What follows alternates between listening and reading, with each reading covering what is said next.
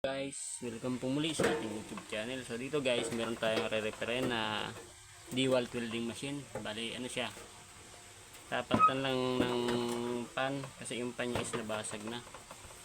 So samahan nyo guys hanggang sa matapos itong video. So ayos ko lang yung camera guys. Bali natanggal ko na yung mga tornilyo niya guys, kasi pampahaba pa yun ang video natin.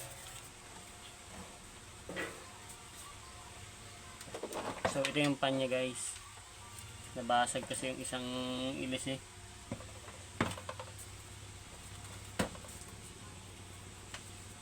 Tapos medyo talagang marumi na rin siya.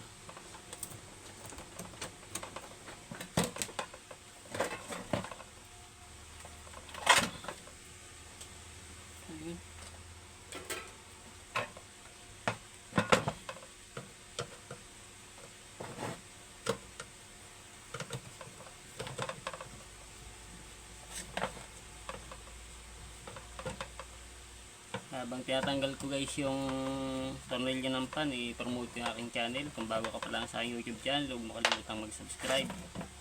And kahit na rin yung notification bell para lang updated sa aking mga video yung i-upload.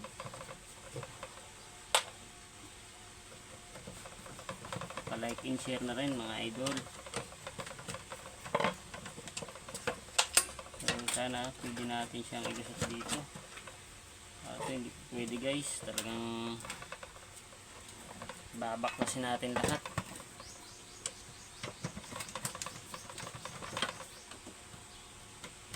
Ito nga pala guys, ito nga lang pala ang laman ng DeWalt welding machine na 300 amperes. So parang hindi siya 300 kung titingnan mo. Napakalit ng kanyang ano, ng pinaka board niya. Nakita ko tong ganitong kalaking board guys, isa ano lang sa 200 amperes na powerhouse.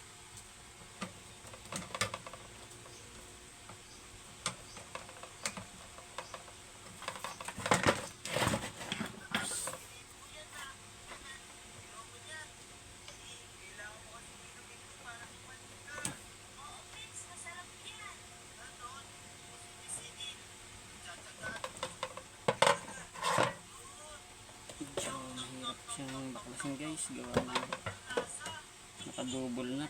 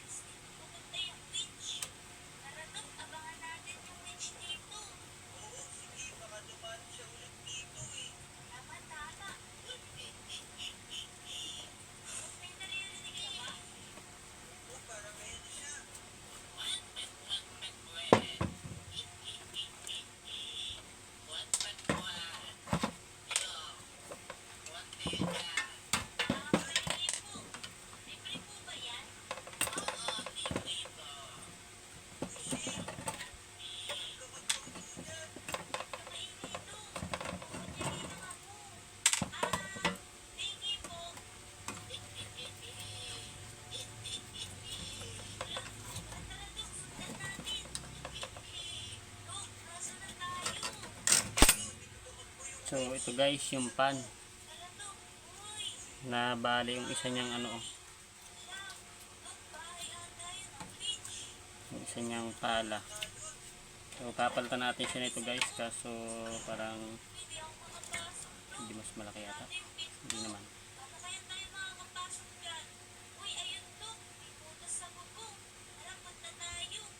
So same lang naman siya guys.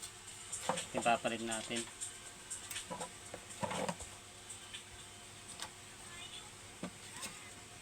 Wala naman siya ibang sira. Tapos yung kanyang ano pala, digital.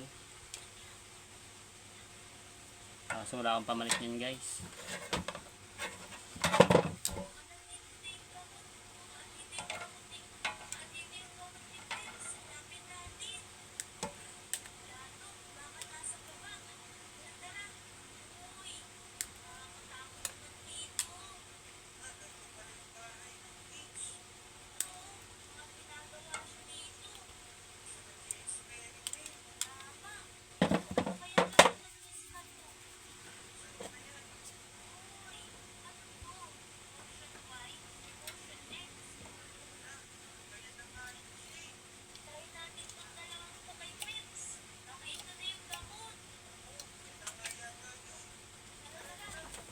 So testing ko lang siya guys.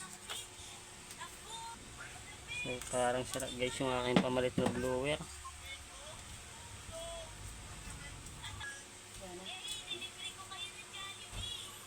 So okay pala si guys. Nagkaroon lang ng lost connection yung kanyang wire. Putol yung kanyang isang linya. Bubukong na lang natin siya dito.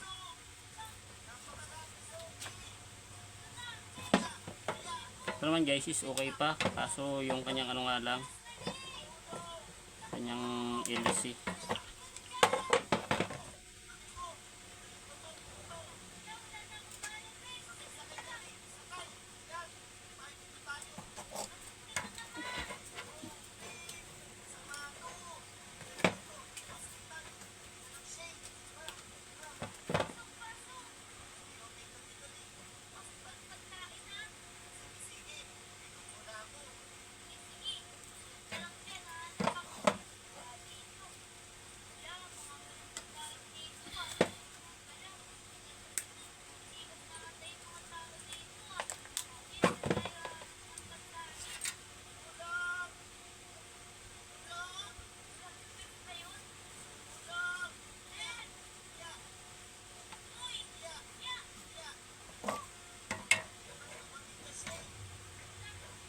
So sa pagkakabit nito guys, same lang siya.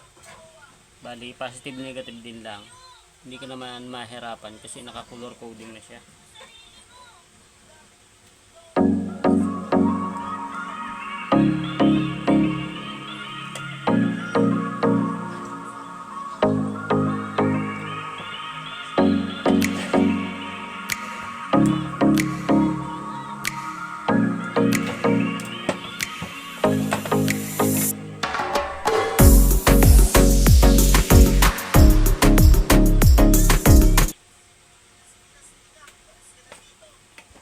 Tapos isiguraduhin lang natin guys na talagang naka tape siya ng ayos para wala siyang ground.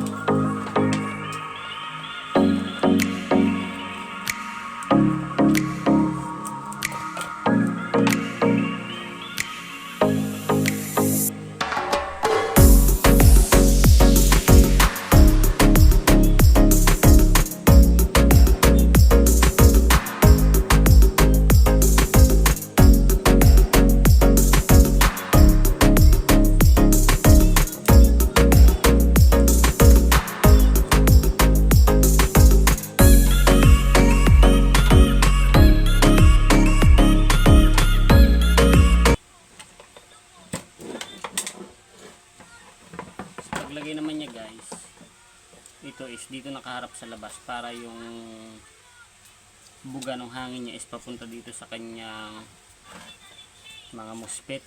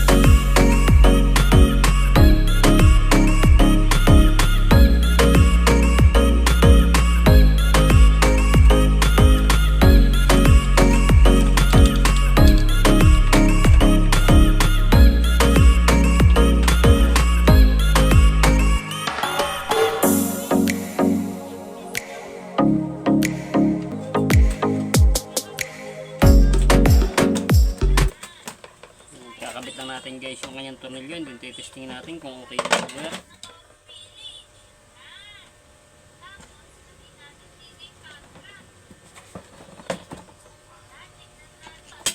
Hindi siya nakalapit sa body.